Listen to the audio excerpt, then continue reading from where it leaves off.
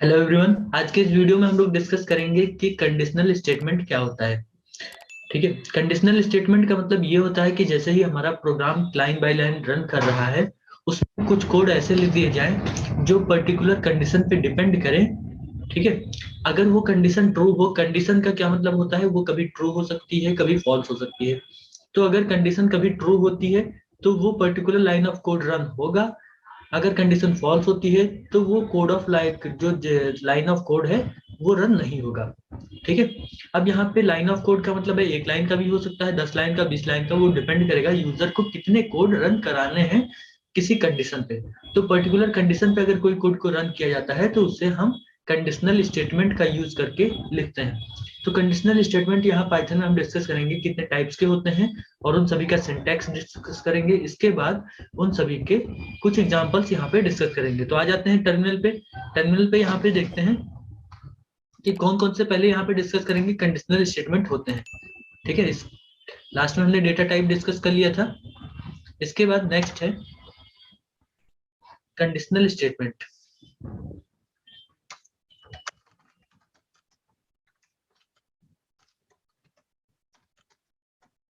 Conditional statement में पहला आता है इफ, सिंपल इफ।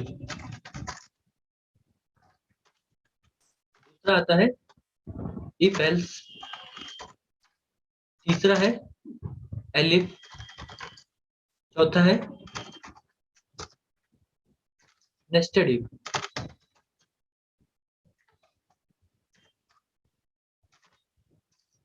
ठीक है, तो ये सभी कंडीशनल स्टेटमेंट हैं। इनका यूज करके हम कोई भी काम कर सकते हैं। जैसे कि कंडीशन, किसी भी टाइप की कंडीशन को यूज कर सकते हैं और इन सभी का अलग अलग सिंटैक्स है। यहाँ पे एक एक करके डिस्कस करेंगे। पहला डिस्कस करते हैं सिंपल इफ। सिंपल इफ का मतलब ये है कि एक सिंपल इफ होगा इसमें। इफ का जैसे कि हिंदी में मतलब होता है अगर। अगर ये कंडीशन सही है तो इसके अंदर लिखा हुआ कोड रन हो जाएगा, अगर कंडीशन गलत है तो इसके अंदर का कोड रन नहीं होगा। बस इतना ही इसका मतलब होता है। ठीक है, तो यहाँ पे इफ जो है वो डिपेंडेंट होता है, किसी पर भी डिपेंडेंट नहीं होता है। इंडिपेंडेंट बोल सकते हैं इसको। इफ जो है इंडिपेंडेंट है, इसको अकेले यूज किया जा सकता है। अभी हम एल्स को डिस्कस करेंगे, एलिफ को डिस्कस करेंगे। तो ये सभी डिपेंड होते हैं इफ पे। ठीक है, अगर इफ का कंडीशन नहीं लगाया गया है तो ये एल्स नहीं चलेगा। अभी आगे डिस्कस करते हैं, पहले आ जाते हैं इफ पे।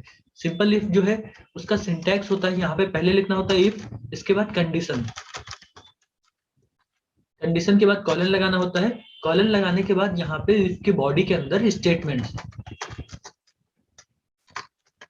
अब ये स्टेटमेंट एक लाइन का हो सकता है, 2 लाइन का हो सकता है। ठीक है, एन नंबर ऑफ लाइन तक हो सकता है। वो डिपेंड करेगा यूजर पे कि कितने लाइन का स्टेटमेंट रन कराना चाहता है। ठीक है, तो अब यहाँ पे कुछ एग्जांपल्स की बात करते हैं। जैसे हमने लिखा इफ 4 इज लेस देन 10। तो यहाँ पे कंडीशन क्या है, 4 जो है वो 10 से छोटा है, कंडीशन ट्रू है। तो यहाँ पे हमने लिखा प्रिंट के अंदर इफ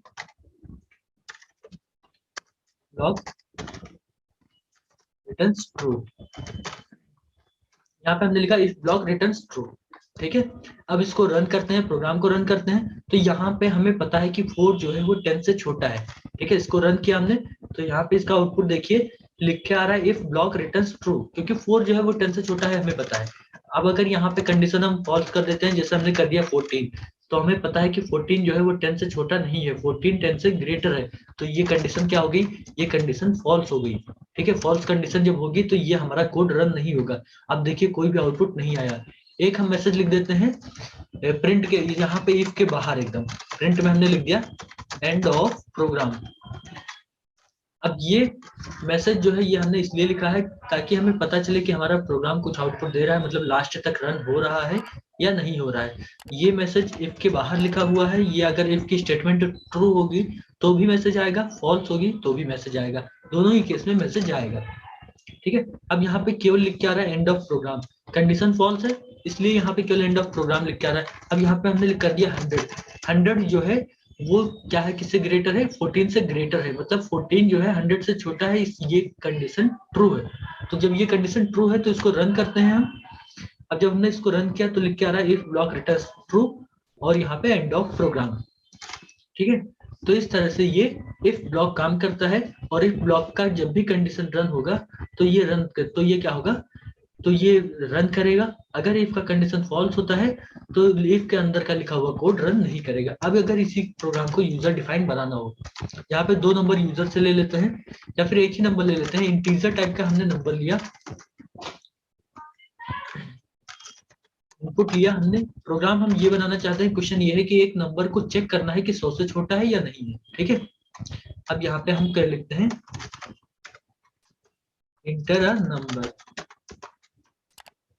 ठीक है, इंटर अ नंबर हमने लिखा। अब यहाँ पे इसको रन किया, अभी यहाँ पे पास कर देंगे, जहाँ पे हमने पास किया n, तो n जो है वो 100 से छोटा है या नहीं, इसको हम चेक करने के लिए एक प्रोग्राम बना लिया हमने। अब अगर हमने इनपुट किया 15, तो 15 10 से छोटा है, तो यहाँ पे लिख क्या रहा है, इफ ब्लॉक रिटर्न्स ट्रू। यहाँ पे हम एक मैसेज भी अच्छा से लिख देते हैं, जैसे कि हमने लिख दिया n जो है, जो नंबर यूजर ने इनपुट किया है। अब यहाँ पे मैन्युअली एक मैसेज लिख देंगे, इज लेस देन 100, ठीक है। अब रन करते हैं इसको, हमने इनपुट किया 50, अब लिख क्या रहा है, 50 इज लेस देन 100, ठीक है। अगर आप 100 से बड़ा नंबर इनपुट करते हैं, 101 का इनपुट कर दिया, मतलब 100 से बड़ा नंबर, तब ये लिख के नहीं आएगा, ठीक है, तब डायरेक्ट एंड ऑफ प्रोग्राम लिख के आ गया, ठीक है। तो यूजर से इनपुट लेके हम चेक कर सकते हैं कि कोई भी नंबर को कि 100 से छोटा है या 100 से बड़ा है। इस प्रोग्राम को हमने यहाँ पे इफ का यूज, सिंपल इफ का यूज करके बनाया है, ठीक है। आज के लिए इतना ही, इसके आगे हम अगली वीडियो में डिस्कस करेंगे। Thank you.